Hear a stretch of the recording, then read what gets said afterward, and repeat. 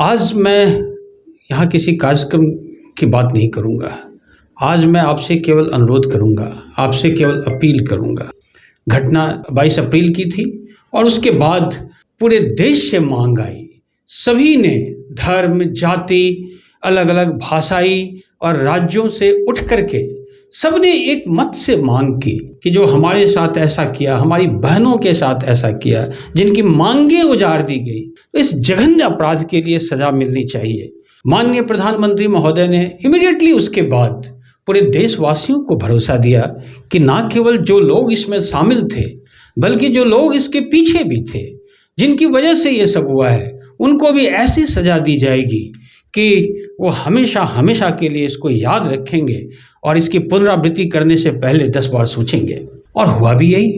भारत सरकार ने, हमारी सेनाओं ने जो उन्होंने जवाब दिया ऑपरेशन सिंदूर के माध्यम से, अगर हर स्टेप को आप देखें तो वो बिल्कुल सटीक जवाब दिया गया था।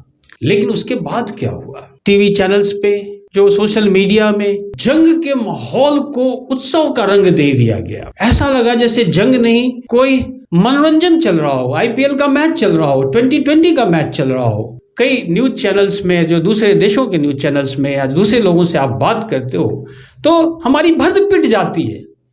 हमें कोई सीरियसली नहीं लेता, हमारी बातों को सीरियसली नहीं लेता, जबकि जंग एक बहुत ही सीरियस मुद्दा है, एक अंतिम उपाय है जहाँ पे जान, माल, देश की प्रतिष्ठा, अस्मिता सभी दांव पे रहती है। आप सब जानते हैं कि महाभारत में जब धर्म युद्ध हुआ था कुरुक्षेत्र में, तो वो एक अंतिम उपाय था। जब सारे प्रयास निष्फल हो गए तब केवल धर्म युद्ध करना ही एकमात्र उपाय रह गया।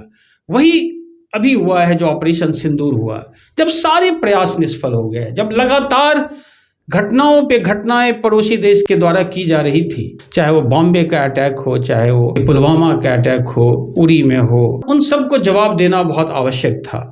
तो ऑपरेशन सिंदूर उसकी एक परिणति थी, एक क्लाइमेक्स था, एक सटीक जवाब था कि सिंदूर एक बड़ा सिंबॉलिक एक नाम है। सिंदूर हमारी अस्मिता से जुड़ा हुआ है, परंपरा से, हमारी सोच से, हमारी संस्कृति से जुड़ा हुआ है। एक कहानी भी है, जब सीता माता श्रृंगार कर रही थी और उन्होंने सिंदूर लगाया तो भगवान बजरंगबली ने सीता माता से पूछा कि माते आप सिंदूर क्यों लगाती हैं? तो सीता माता ने कहा सिंदूर से पति की उम्र लंबी होती है, तो भगवान राम की उम्र लंबी करने के लिए, सौभाग्य के लिए मैं सिंदूर लगा रही हूँ। तो ऐसा कहा जाता है कि बजरंगबली ने अपने पूरे शरीर में ही सिंदूर का लेप कर लिया और इसीलिए आप जहाँ भी जाएंगे हनुमान मंदिर में आप लाल देखेंगे। हमारी देश की हमेशा परंपरा रही है, इस राष्ट्र की हमेशा परंपरा रही है कि हम विश्व बंधुत्व में विश्वास करते हैं। खास करके जो भारत का जो एक प्रयोग था प्रजातंत्र का, जिसमें सभी धर्मों के, सभी जातियों के,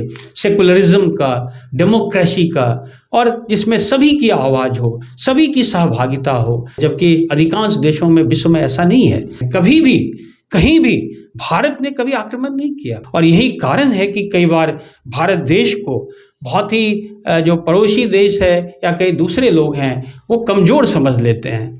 मैं आपको फिर से रिपीट करना चाहता हूँ कि 16 अप्रैल को जब पाकिस्तान आर्मी के चीफ जनरल मुनीर ने जब ओवरसीज पाकिस्तानीज़ को एड्रेस किया था, तो उसने इसी जो सेकुलरिज्म है, एकजुटता है, जो यूनिटी एंड इंटीग्रिटी है, उसी के ऊपर चोट करने का प्रयास किया था, जानबूझ करके किया था कि हिंदू और मुस्लिम साथ नहीं रह सकते। टू नेशन थ्योरी फिर से उसने उभारा था, जबकि वो सभी जानते हैं कि जब उनका एक ही धर्म का देश, धर्म के नाम पे जो देश बना था, उसकी क्या हालत है, क्योंकि वो इसी देश का एक हिस्सा था जो 1947 में धर्म के नाम पे अलग हुआ। उनसे कहीं ना कहीं ये सहन नहीं हो पा रहा है कि यह देश तरक्की कर रहा है और वो देश पीछे छूटता जा रहा है। जो केवल धर्म के नाम पे बना था वो पीछे जा रहा है, और जो सेकुलरिज्म के नाम पे बना था, जो डेमोक्रेसी के नाम पे बना था, जो सबको ले करके आगे जाने की बात पे बना था, वो बड़ी तेजी से आगे जा रहा है। सरकार बहुत ही अच्छे तरीके से इसको डील कर रही है, चाहे वो ऑपरेशन सिंदूर हो, उसके बाद जो ड्रोन्स अटैक हुए, बड़े कैलकुलेटेड कर रही है।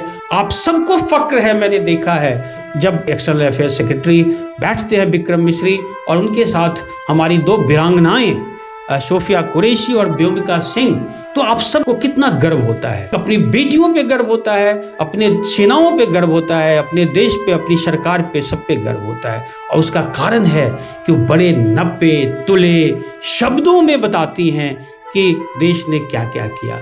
वही नपे तुले शब्द, वही हमारा संयमित व्यवहार, संयमित आचरण अभी की आवश्यकता है। तो मैं आप सबसे हाथ जोड़ करके निवेदन करता हूं कि कृपया करके धैर्य रखें, अपनी सेनाओं का समर्थन करें, सरकार का समर्थन करें। ये समय है कि हम दिखाएं कि हम केवल शास्त्र में नहीं बल्कि शस्त्र में भी उतने ही ताकतवर हैं। और जो बखूबी हमारे जवान, बखूबी हमारी सेनाएं कर रही हैं, सरकार कर रही हैं, उन पर भरोसा रखें।